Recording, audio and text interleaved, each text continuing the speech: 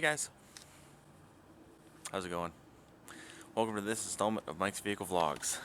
Today, we're going to try to diagnose some possible radiator issues on the tech today. Yeah, if you've been following this vlog for a while, you have probably seen that when this engine warms up, gets to its proper temperature, enough obviously for the thermostat to open, which is roughly around 195 degrees Fahrenheit. Once the coolant starts flowing through this hose, we usually see a bunch of steam coming up over in this area here. Now I replaced this hose, or there was another hose on here, and I replaced it with this one. This one's actually a lot thicker than the one that was on here before, but we still get some steam. It's not as bad. And then just recently I noticed there's some steam over here also.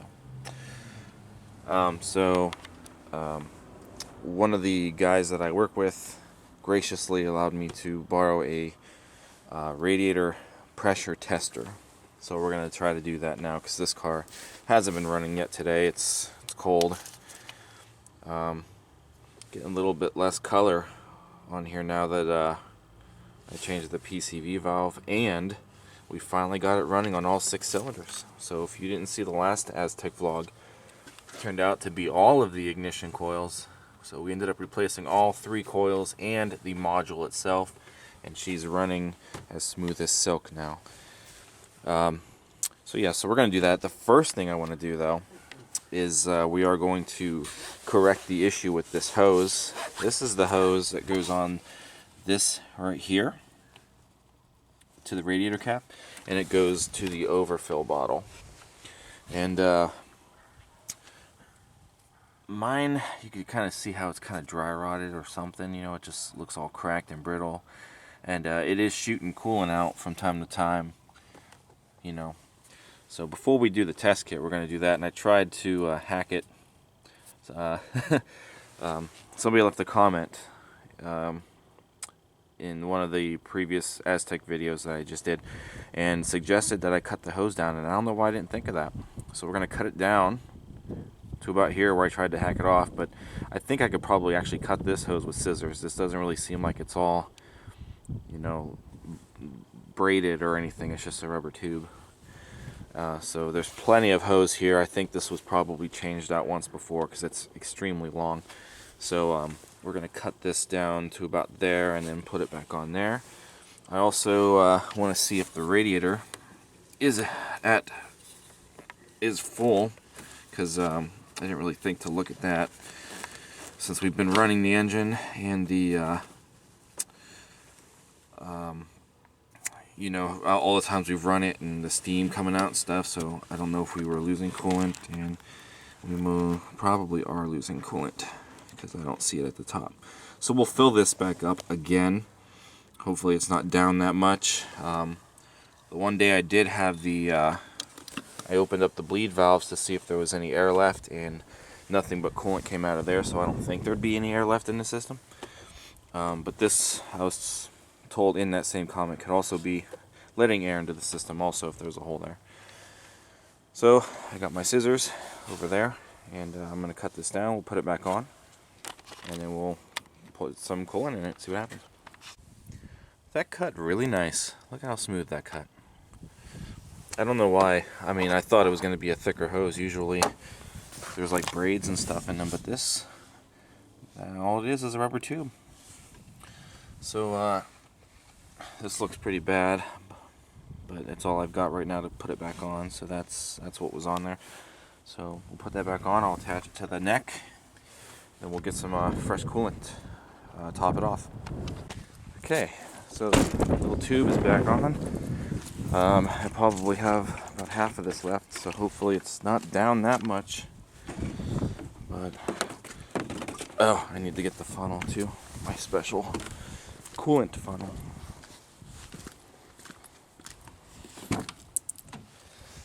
More pieces of the poor car just falling off. coolant funnel.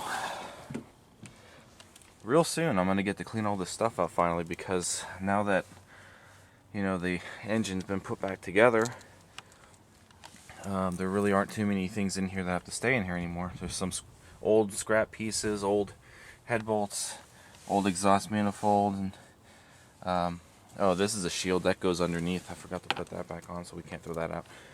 But I took the seats out because when I was taking the engine apart, I was just putting all of this stuff in the back of the tech, so it was all together and none of it would get lost.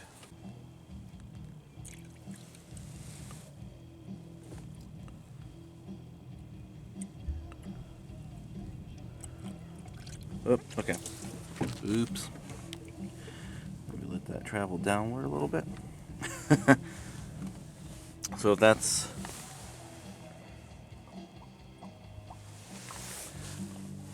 there, it probably wasn't that low.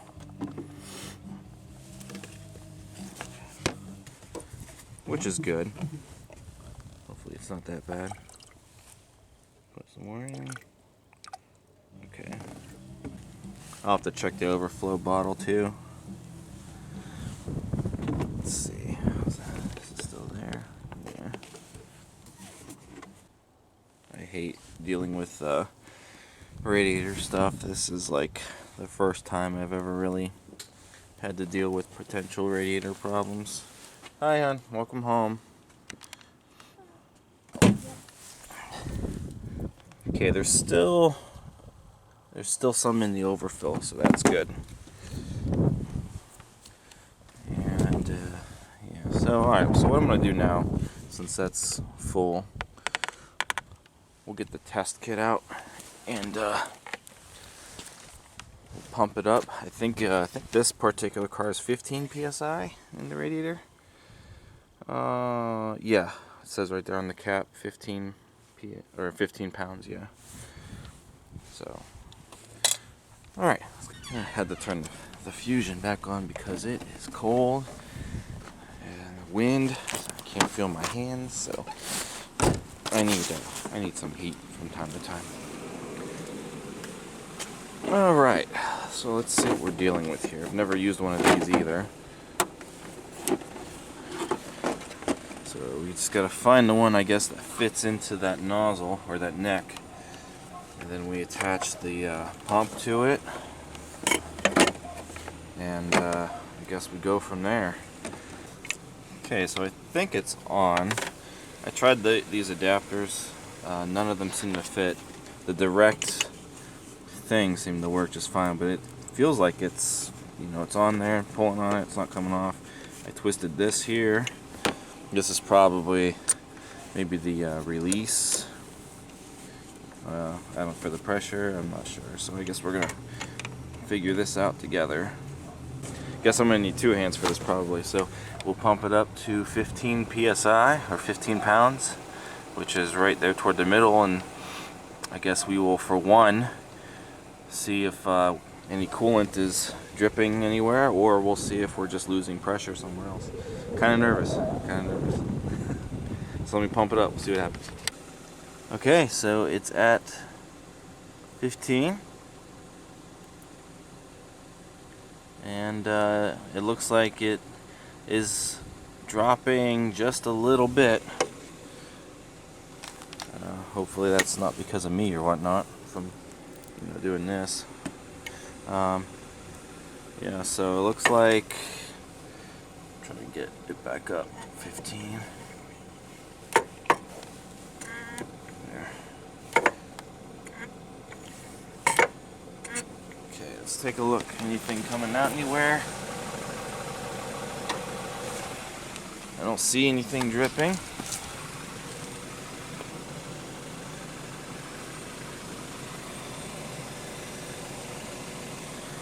That's old. That's from the hose that we just cut off. I don't know if it's exactly from this. I think it's on there good enough.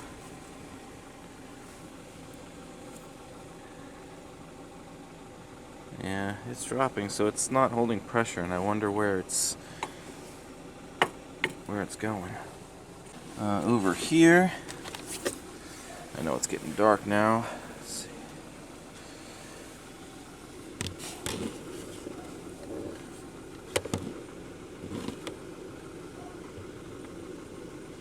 I don't see anything over here. I mean, the cooling fans are in the way, of course.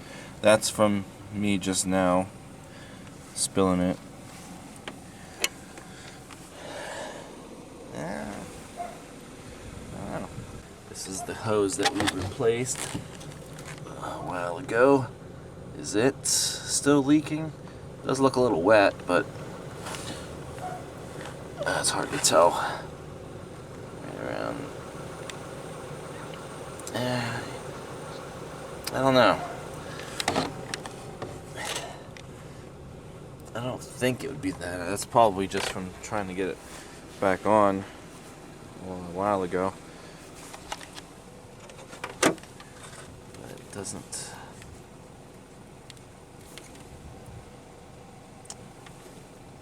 I don't know. All I know is my hands are cold and I just the temperature dropped pretty rapidly. It was a little warmer earlier, but now it's back to being cold again. I don't hear anything. I don't see anything dripping.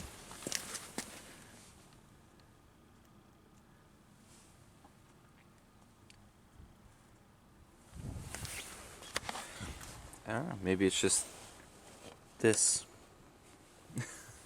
But I don't know where else it would be going. If we had a heater core issue, if the heater core was bad, it'd probably be showing up on the carpet. There's still just a little bit of light left inside the car from the battery. I have noticed since I had it running the other night for a while, it was a little warmer, and the battery actually charged up somewhat. When I turned off the car, all the lights were still good.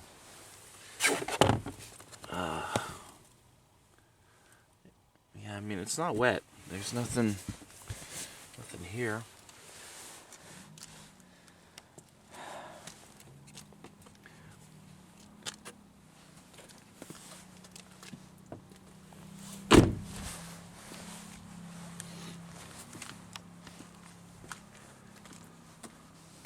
I don't know. I will have to look into this a little more, but as of right now, I mean, I don't see any visible leaks. So, I'm not sure. Okay, so took the thing off, put the cap back on, made sure it was still full. I guess I'm just gonna start it and see what happens. Just let it run. All of the electronics and stuff seem to be working a lot nicer since I did the terminal cleaning. Oh, it's so nice to have it running on all 6 cylinders. Now, when I took the thing off to let the air out, some of it kind of gurgled over, so that's what that's from. And then I just poured a little more in to see, you know, make sure it was full. Every vlog has the same kind of camera shots. Start from the front, we come to the back. Still running smooth, no poof, poof, poof. Then we come to the inside and we take a look at the cluster and see that there's no service engine light that has come back, and just the usual other than that. So another thing that I was really concerned about, still am concerned about, watching this needle rise. Now, I've mentioned it before. I get nervous when it starts to climb up to the middle, only because the previous Aztek that I had never made it that far. I usually got to about the dot right there, which I'm assuming is roughly about 195, your thermostat opening. But yeah, mine never really made it that far. It always sat in this area, but this one I've noticed as it's sitting and I let it run for a long time, it'll climb past the middle mark, and it still makes me nervous because I'm just hoping I still don't have any kind of problems. Now, obviously, you know, I'm having a steam issue. I have a feeling anyway that I'm going to be replacing the radiator. I have a feeling because of that. But another thing I've noticed too is the cooling fans don't come on. And I know that they work because I unplugged a main wiring harness under there one day and I went to go start it, and the injectors weren't hooked up because it's in the same harness, but the fans kicked on and they stayed on. So I know the fans work. But also in the comments, this person had also mentioned that the fans usually don't run until about 225. And that makes me nervous. So I'm assuming 225 is probably close to that dot there, and usually when it gets close to that, I'll shut the car off. So I haven't heard the fans kick on yet, so maybe I'm just gonna let it run and I'm gonna see what it does. Now it looks like the therm is starting to build up a little bit, so RPMs are slowing down. Oh, she's running so smooth, guys. You guys have no idea how relieved I am that it's running on all 6 cylinders. I was really afraid that it was either going to be a really weird wiring harness issue, like a short in a wire, or maybe the heads were bad that I bought, compression issue. I was just starting to kind of fear for the worst, but it seems as though it was just all the coil packs needed changed, and possibly the module. I still don't know exactly what was the culprit. It could have been a combination of all of it. All the coil packs that were from the car were cracked, so the module, I don't know, I just went with the module anyway. So I also said it cost 30 bucks. I was thinking, no. I made a mistake. Each coil was 10 bucks, so that's 30 there, and the module was 20, so I spent 50 bucks on the ignition components when it came to that. Okay, it's been a few more minutes. I can feel the heat starting to hit my face. My hand, I have gloves on now, so I'm not gonna go feel it. But it feels like there's heat, so that's good. Nervous. I still think I'm gonna have to put a radiator in it. What other adventures are we gonna do? Well, the sunroof is leaking. I mentioned that in one of the previous vlogs. It's actually leaking from the button, the sunroof button. So not yesterday, but the day before, we had some rain, and I put a cup in here because it seems like from where it was at, it was dripping into the one cup holder. And sure enough, it collected quite a bit of water, but it was also getting everywhere else. So I put a towel in here. You can see where it's still wet in there. And there was water here, so I just kind of put a towel here in case, it's still going to leak. And I just don't want, there's electrical stuff in here, guys. A lot of electrical components, and I most certainly do not want that to, water to hinder that. So what I might do, when we start getting a nicer day, I might just pull the button off, maybe pry it out from here, and I just want to see in there. It's really weird that it's coming from the button. I did try to see if the sunroof worked, and I pushed the button and it started to open, so I closed it real quick. So I know it works, and we're probably gonna have to clean the drains out, so that'll be in the future. That's all that I've got for that. We're gonna clean it up soon. eventually we'll get this thing back on it too, once I'm done with the underside stuff. Get the gas leak fixed. Still makes me nervous running the car with the fuel leak there. I know it's kind of dark and you can't see me because there's really no lights up here. They're under the mirror, and that's about it. But anyway, somebody else left a comment on the video, and they were pretty much asking what has to be done to make the Aztek drivable still.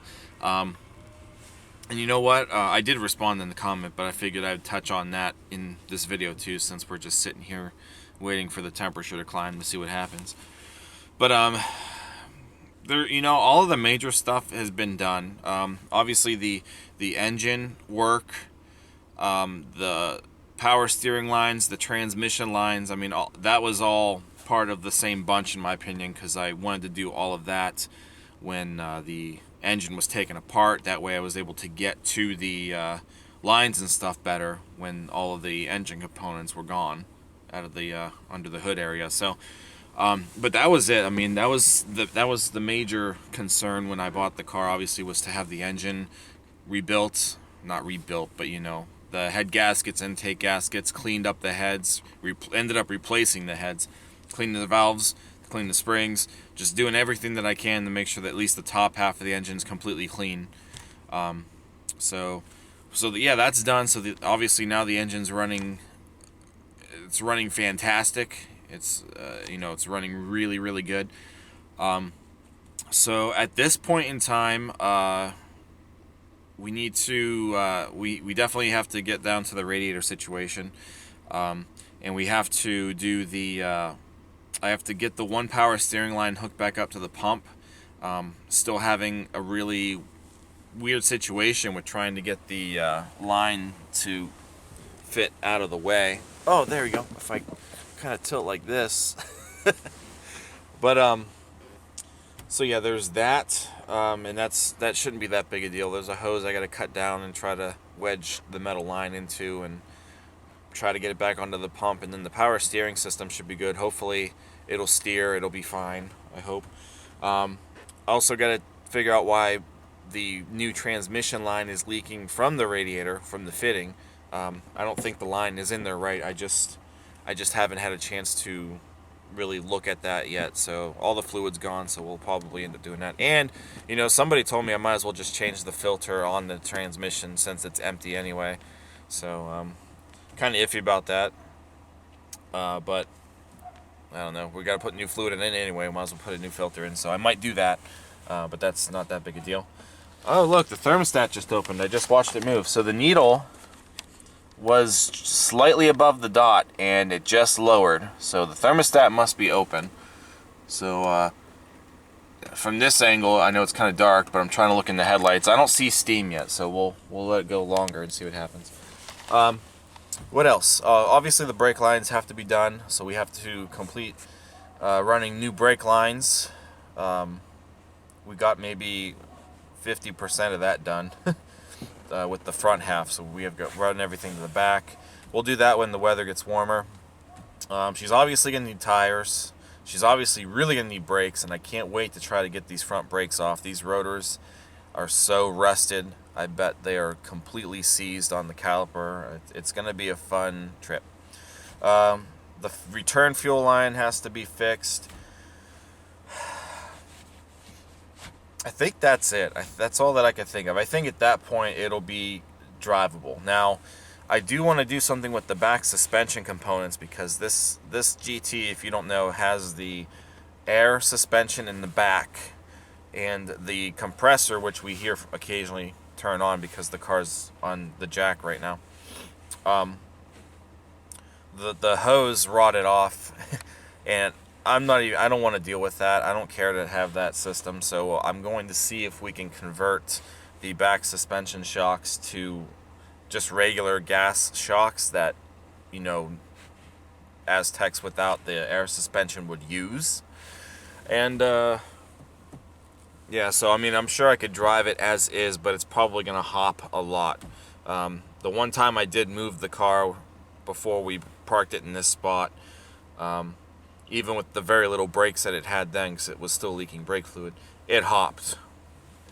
So it's probably got a lot of bounce back there if I don't do something with those shocks. So yeah, there really isn't a whole lot left to do. It's just now going to be a matter of time, you know, trying to get it done. And everything inside the car still seems to work. I know the rear defroster doesn't work, so we know that. Is that a cat or a dog? What is that? Something just ran across the driveway. But everything works. Signals work. High beams work. The fog lights work. Well, you can kind of see them lighting up back there. So yeah, fog lights work. I don't know if the wipers work yet because there's only one blade on there. I'm not trying that. The heat works. It climbed up a little bit, but it's staying right there now, so that's really weird. Obviously, we got to fix this fan speed. Either the resistor or the switch. I'm assuming it's going to be the resistor. My previous Aztek, I had to replace the switch because it just didn't want to work at all. Ended up replacing the resistor first, and it still didn't work, so the switch had shorted out. The only thing that I can really hope for once it's drivable is that the transmission's going to be healthy. Let's go take a look, see if we have any steam. It's not really rising like it was. It's still sitting where it should be. How bizarre. I smell coolant. Like I can still smell it, so it's got to be steaming. Yeah, it's steaming. So we can see steam. The problem is, from where? Now if we look here, I can kind of see where it shines. It looks like that. It's the steam is coming from somewhere down in there. So yeah, it's steaming there, and then as of recently, somewhere over here there was steam also. Yeah, I can see the steam, but I don't know where that's coming from. So it's coming from down here somewhere. And that's probably just from spilling it.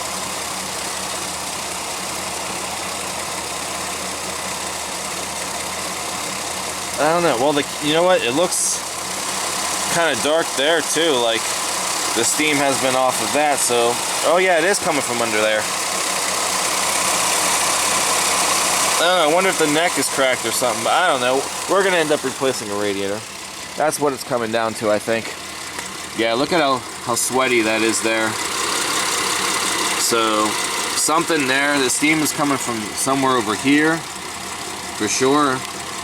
Can't get a good spot right there, maybe. And definitely over here also. So, she probably gets hot because she obviously is losing pressure. But this one's new, this down here, so yeah, I can kind of get a better angle of it this way, it looks like.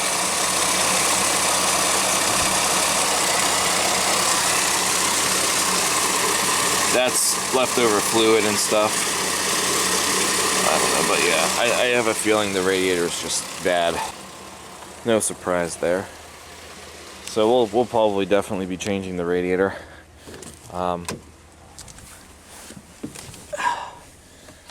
Yeah, see, I mean, that's okay to me.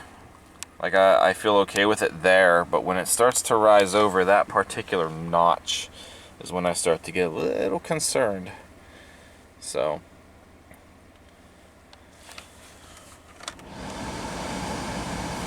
I don't know, so I'll let it go for a few more minutes. I just want to see if, you know, those fans end up coming on. So, like, I'll let it maybe rise up to that dot right there, but that's it. I'm not going to let it go higher than that. I don't even want it to go to the dot, but we'll see what happens.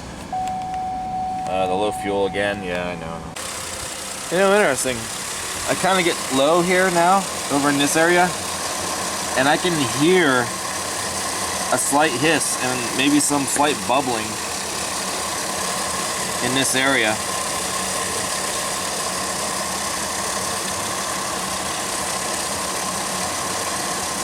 so maybe that's the sound of the rad seeping. Okay, so it looks like it's over the halfway mark. Oh yeah.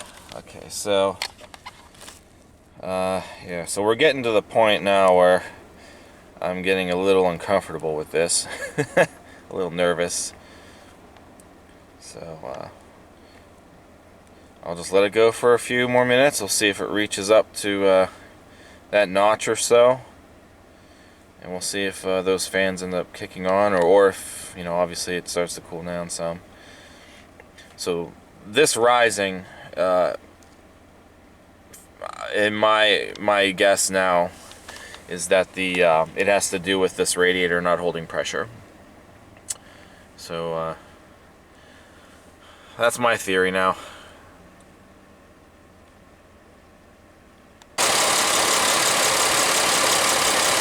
Oh, cool. Okay, so the fan is working.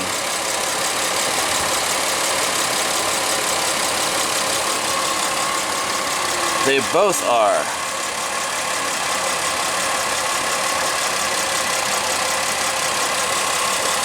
Okay, so it's off. That one's off. This one is off now. Okay, so that's good to know. I never saw the fans kick on before. Actually, you know, who knows, they might have been on the whole time. They were really quiet. I thought they might be a little louder than that. But they're not on now. Hopefully they come back on. But okay, so at least I know that they're trying to do something. Probably only so much that those things can do. And let's see, it looks like, alright, so at that point it looks like it dropped below the halfway mark. So yeah, so it seems as though maybe once it reaches up that point, which that comment I think did say right around that area there, the fans will kick on and keep the should keep the car from getting dangerously hot. Okay, well that's good to know. So yeah, so I see it now. It looks like it's starting to rise up again. You know, so yeah, it's rising up. Maybe I'll go out there again, and we'll just wait to see if the fans kick back on.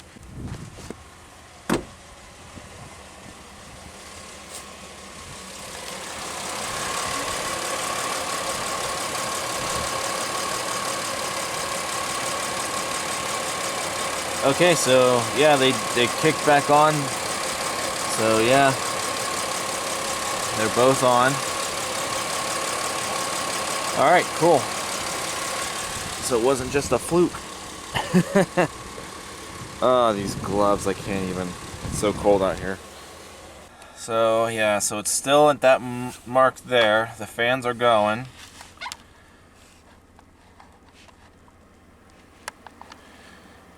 Yeah, so alright, there we go. So it's starting to drop a little bit now. Yeah.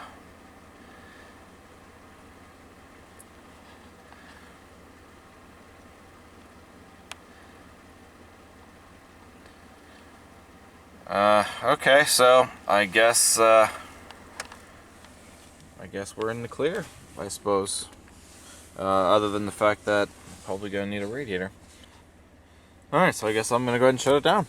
Hopefully when we turn it off, because for how long it's been on, we'll see if any of the lights really get dim or anything. Hopefully the battery's been getting a good charge from the alternator since the connectors have been cleaned. Now it is cold, it's like 33 degrees, and I still don't know 100% how good that battery is. You know, it's only 2 years old, but still. Yeah. Everything still looks pretty good. So yeah, so hopefully I got that issue resolved with the contacts and such. Alright guys, so I know this vlog was a little lengthy and there wasn't, you know, a whole lot of stuff going on with it, but at least we know now that the radiator is, you know, probably 99% going to need to be changed. And that the cooling fans work, and it seems as though the tech at this point doesn't really have an overheating issue. So I'm expecting that once the radiator gets replaced, I'm expecting maybe the temperature of the whole cooling system. I'm expecting it to be a little more consistent and staying, in one spot instead of getting up to like around that 225 mark where the fans actually have to kick on. That's kind of nerve-wracking. I don't like it. So hopefully a new radiator will do that, and we'll probably end up doing the radiator. It's not going to be anytime soon. I'm going to tell you that right now. Probably definitely going to wait, maybe like another month or so. Definitely more into spring. So we're almost into spring, and then we can do the rest of the stuff to get the tech on the road and out of my driveway where it has been for over a year now. Yeah, that's it. That's all I got for today. So I hope you guys found this interesting, and if you did, don't forget to give this video a thumbs up. Don't forget to comment, and don't forget to subscribe. You can also check out teespring.com for all of your MVS and vlog merchandise. And that's it. That's all I've got for today, guys. So I will see you guys next time. Thank you again for watching. Greatly appreciate it. Take care.